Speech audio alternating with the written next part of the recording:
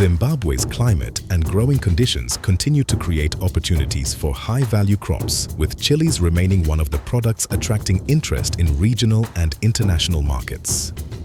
Next into the nest is another entrepreneur looking to tap into that opportunity. Good day, how are you doing? Good day, sir. I'm well, thank you. Good, good. Welcome to the show, and we'd like a quick introduction from yourself and the picture of your idea. Thank you. My name is John Roy Komichi. I'm representing Lakefront Fresh Produce Private Limited. We are basically aimed at producing, processing, and distributing good quality fresh produce. The idea started with just general passion for chilies. I used to stay with my uncle who ate a lot of chilies, and he was also a chef. So he inspired me because I was his best guy. So he inspired me to borrow some of his ideas, and I'm trying to make it go commercial. It is said that dynamite comes in small packages, and so do chilies. The entrepreneur has delivered what may be the shortest pitch the nest has ever seen, but it appears the judges want to hear more. Rulof is first. And you farm chilies or you buy chilies? Initially, I was buying chilies, but now I have planted a small portion of chilies, which I'm looking at probably upscaling the project from the produce. Okay. Yes. It says extremely hot on the packaging. Extremely hot. Am I going to burn my mouth if I taste it? It depends on your taste buds, but it's going to be a bit hot. Do you mind passing it down the line?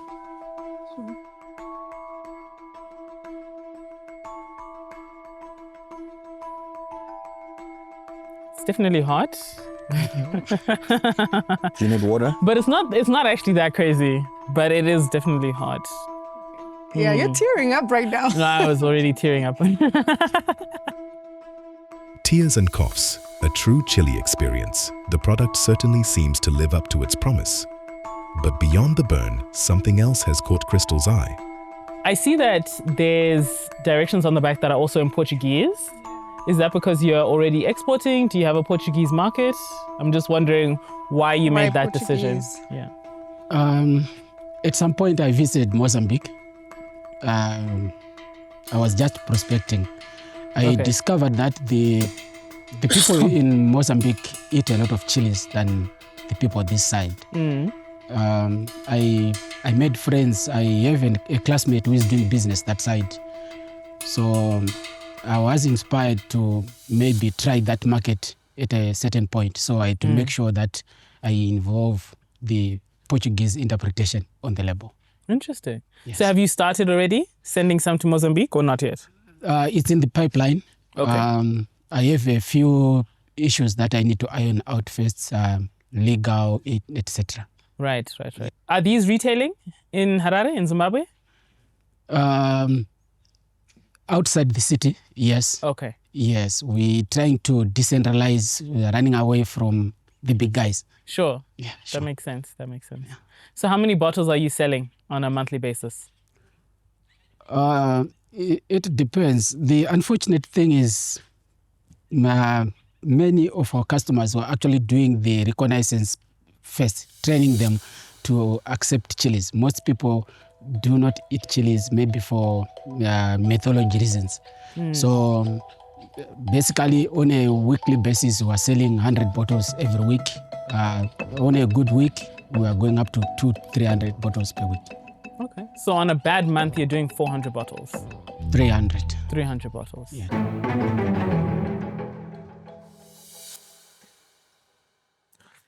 Have you got one flavor or have you got several flavors? We developed 4 flavors. There is a chili and garlic, which has a touch of garlic for those who are fond of garlic, like myself. That was the one that I started off with, because I personally love garlic. Then we have the sweet and spicy one, which has a touch of sweetness for the ladies. And then we have another one, which is a lemon and herb, which has more herbs added to it. But lately, I've been pushing the one that I've brought here because it is the one that is shown better response on the market. The entrepreneur has created a wide range of products to cater to different serving preferences, meeting customers where their taste buds are. It's a strategy that appears to be going down well in the nest. Tell us a bit more about your production process. What's your current capacity? And, in terms of quality controls and certifications, what have you worked on so far? One of my partners is an environmental health technician. He is the one who guides us in terms of hazard control, etc. In terms of certifications, we are still working on that. We still have to raise a little bit of money to go through the final processes. But basically, our capacity for now is mostly artisanal. We are trying to concentrate on perfecting the formulas so that we come out with the best which can compete on the market. So we've set targets that we should ensure that every week we produce at least on an average of 300 bottles or less if there is that room. Okay, so in a month you can do 1,200 Yes, max. ma'am. Okay. Yes. A strong USP is essential in export markets. And having seen multiple chili ventures pass through the nest, Roelof wants to know one thing. What sets this one apart? You're the fourth or third contestant who's come onto the show with a chili. There's a fast-moving consumer good, which chili is. What sets you apart? To start with, like I indicated earlier, our chili has some passion attached to it. That's the entry point. Secondly, our project is attached to our CSR initiative. We are trying to bring in some rural farmers whom, by God's grace, if it all goes well, want to engage them to grow some of the chilies for us so that each bottle can improve rural livelihood as well. So we are working with a few farmers in Goromonzi Rural, and lately I've been doing a baseline in Bindura Rural for the project this coming summer. Yes. And pricing, how much are you pricing this at, and how are your margins, profit margins? Also price, we are packing them 12 by 200 ml bottles, which we are currently selling at $9. And then B to C, we are selling at $1 each bottle. So you're selling it at $1 Yes. B to C? Yes. Okay. Yes. And how much did you say it is to produce a single bottle? On average, we are using about 50 cents inclusive. And how does your price compare to other sources? You said you've been to Mozambique, so if you want to penetrate export, how's your price relative to competition? Locally, our pricing is good. We can survive the market because I went around, the same bottle is actually being resold at $1.50 in the same market that we're selling at $1. So we are likely to get a competitive edge. And then the Mozambican side, I discovered that the same bottle, if we are to convert the metcash to the dollars that we're using here, it's going to retail at about $1.50 for the 200 ml bottle. What are you hoping to achieve here? What are you hoping to take away from participating in this show? It's a multifaceted dimension. Exposure, to get exposed to potential business partners, potential customers, potential funders. I'm happy with the training as well that I attended. It opened my eyes a lot. There was a lot that I was not doing well, including the label. I actually had to change a few areas based on the training that we attended. And I'm expecting my project to grow as well, a lot.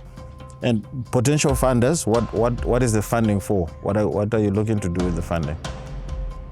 In order for us to upscale, we need certain technology in terms of machinery, the processing part, which does not have all that downtime. Like for now, we're using simple machinery. So if we can get a fully automated system which can help upscale the production, as well as probably in terms of production costs, we seek to go into this project that I talked about earlier, where we engage rural farmers to grow the chilies for us. So we might want to engage some consultants who will help us navigate through the process. So I'll tell you the thing that I like that you said. It really sounds like you actually have some strategy when it comes to your sales, because I asked you about whether you're selling in Harare, and you mentioned that you're trying to go into spaces where there are not so many big players. So I like the fact that you know that there are many other competitors in the chili space, and you're targeting, you're trying to decentralize, like you're saying. Yeah. The other thing that I like that you said is that you know where you want to export. You've been there. You have a sense for the tastes of that market, and that this is targeted towards that. You have a sense of the regulatory and legal process that you will need to get from here to Mozambique when it comes to your product. So it sounds like you have a plan, and it sounds like you have a strategy. For that reason, I'm going to give you a yes. Thank you, man. Thank you so much.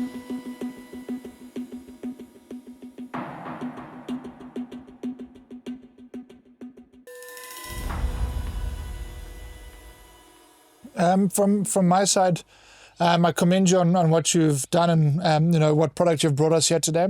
As my colleagues have said, you're targeting a different market. You're really undercutting some of the other guys in price massively. For maybe that's due to efficiency, maybe that's the way you're sourcing your raw materials. And I can see a market for this price point. But I feel we need to have a little bit more information around the Mozambican production of chilies and how many are already on the market there. We know it's a nation that loves their peri-peri chicken, which also entails there's a lot of production inside Mozambique, specifically for this caliber product, I'm guessing. Yeah, sure. So I will give you a yes, but next time we do see you, I'd like to have a lot more figures on the table to see, is this unique or is this being done by a lot of people? So a little bit more homework in the area you want to export into.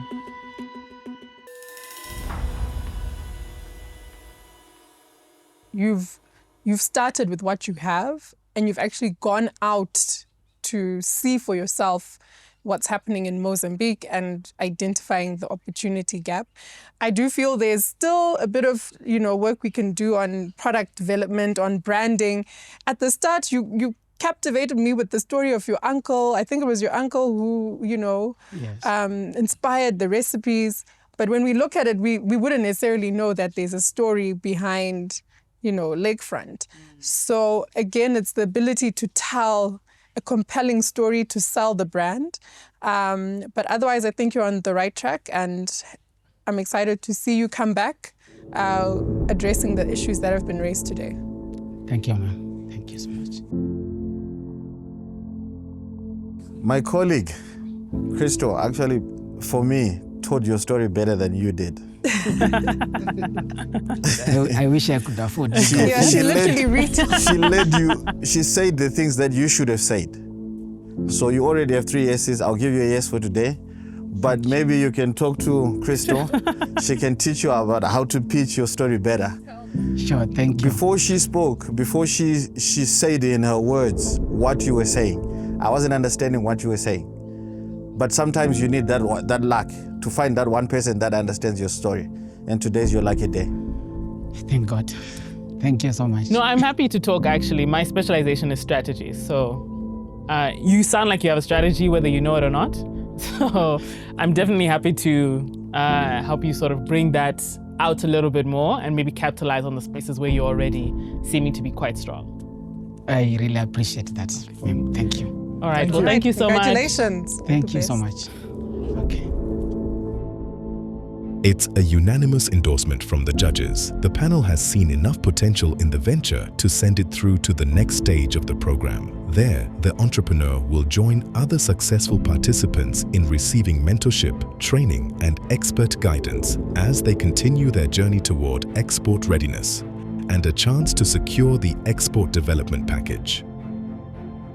But I think for love me, chili. what I'm loving is seeing the value addition. I think we need to really encourage more of that. Yeah. I love the simple packaging. Like, we have different markets. I was going to say, I like targeting tuck shops, Exactly. or smaller markets. We have different markets, so it makes so It's much like sense. the repackaging of the whiskey in the in the smaller, softer packages. There's a huge market for Yeah. this. Everything until gap. now we've seen is kind of trying to be upmarket. Exactly. Yeah. This is typical FMCG. Yeah. It can move volumes with the right investment or potentially the right guidance. Yeah. And like Crystal said, it's not about Harare. You don't always have to get into the In big Harare, city yeah. to launch a product. And No, he started on a good note. The Eagle's Nest Agri-Challenge, proudly brought to you by Zimtrade and the Netherlands Embassy.